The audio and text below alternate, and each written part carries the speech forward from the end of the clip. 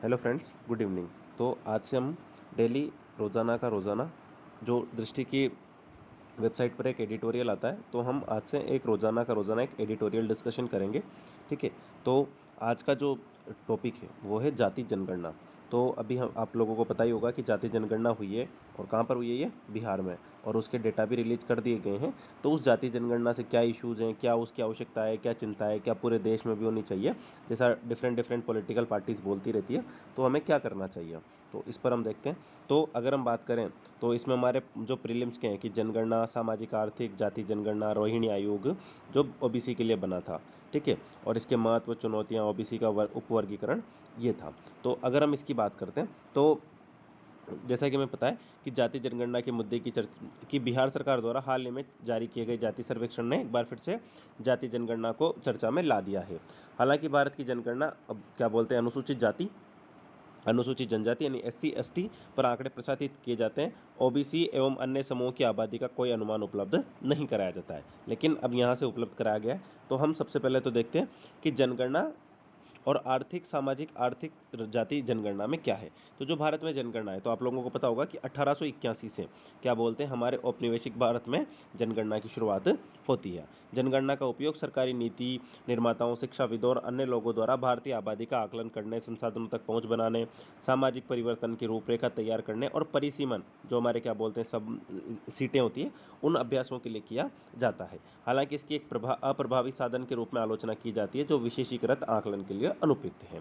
अब अगर हम बात करें तो सामाजिक, आर्थिक और जाति जनगणना, तो सबसे पहले जो क्या बोलते हैं सोशल इकोनॉमिक कास्ट सेंसस वो आता है, ये 1931 में हुआ था। तो सबसे पहले कब हुआ था, ये 1931 में। ठीक है। अभी हमने देखा था कि सबसे पहले जनगणना कब हुई थी, क्या बोलते हैं 1881 में, 1881 में। ठीक है। और क्या बोलते हैं सबसे पहले सोशल इकोनॉमिक कास्ट सेंसस कब हुआ, 1931 में।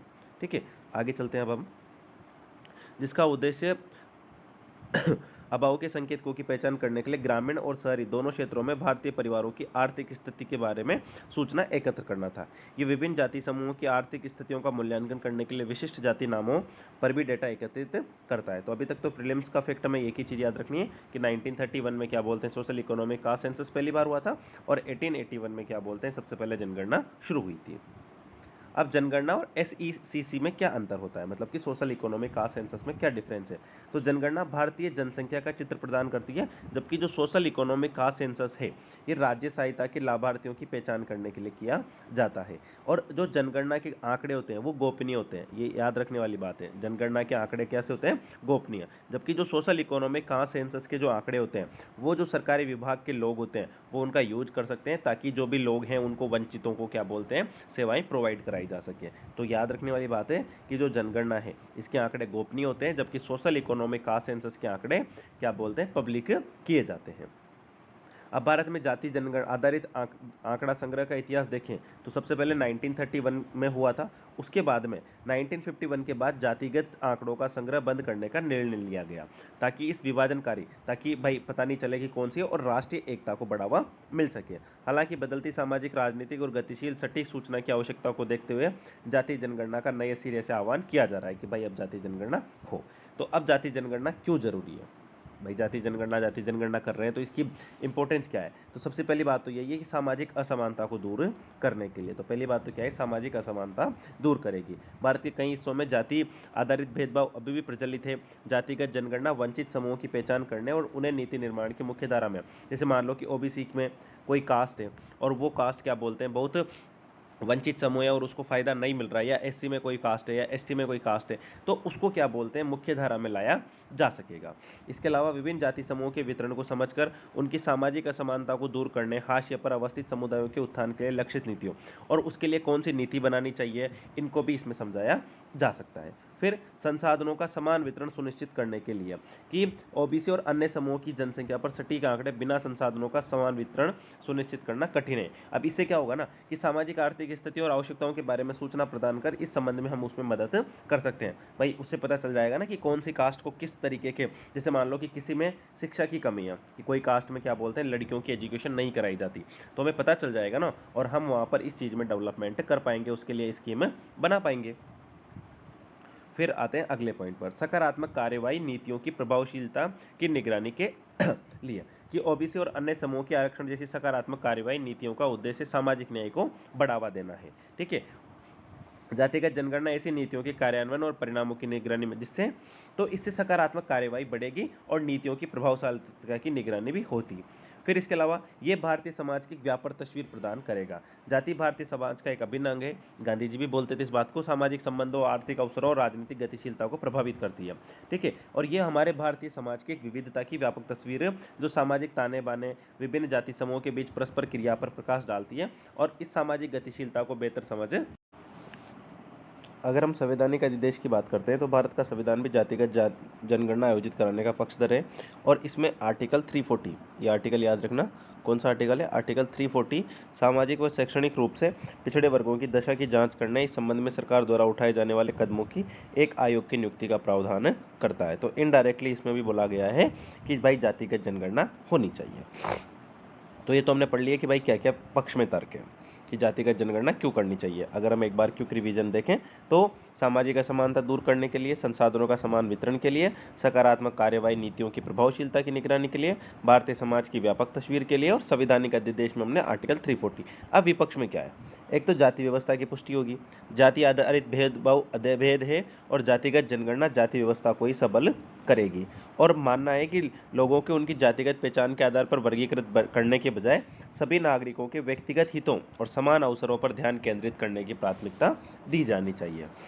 फिर जातियों को परिभाषित करना कठिन है, जैसे कि क्योंकि भारत में हजारों जातियां और उपजातियां हैं, जैसे एक ही जाति की पता नहीं कितनी जातियां बनी हुई है, तो जातियों की स्पष्ट परिभाषा की आवश्यकता होती है जो आसान कार्य नहीं है। समाज में भ्रम, विवाद और विभाजन की वृद्धि की स्थिति बन सकती है। जैसे कोई बोलेगा कि भाई ये जाति तो जनरल में आती है, फिर कोई बोल सकता है ये एससी में, फिर एसटी में, फिर कोई बोल सकता है ये ओबीसी में, तो इससे इश्यूज आएंगे।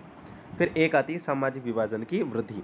कुछ लोगों का तर्क है कि जातिगत जनगणना से सामाजिक विभाजन की वृद्धि हो सकती है, इसके बजाय सामाजिक सद्भाव को बढ़ावा देने पर ध्यान केंद्रित करना बेहतर होगा।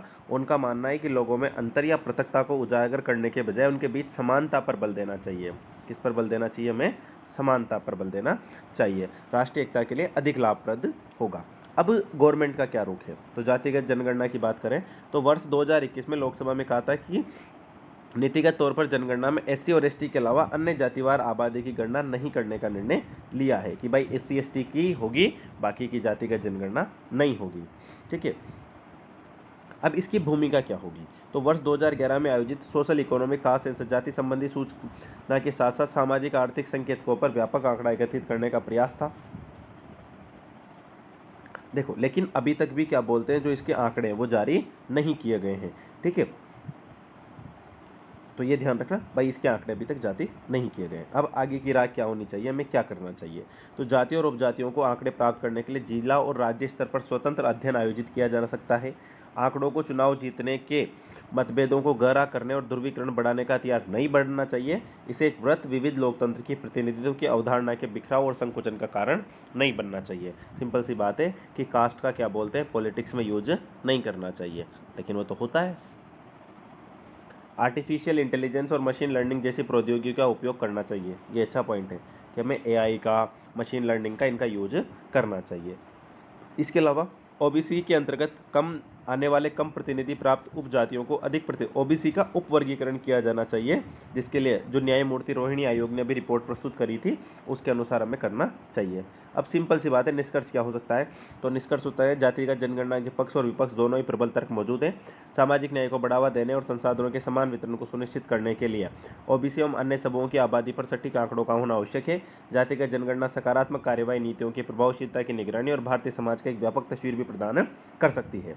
तो सिंपल सी बात है, ये हमें करना चाहिए। अब इसमें एक अभ्यास क्वेश्चन भी है, तो क्वेश्चन क्या है कि भारत में जातिगत जनगणना आयोजित कराने से संबंध महत्व क्या है, तो महत्व हम लोगों ने पढ़े ही थे, और चुनौतियां क्या है, और सामाजिक न्याय सुनिश्चित करने के कुछ उपाय भी सुझाइए कि हमें क्या करना चाहिए। तो आगे की राह वाला आप बता सकते हो।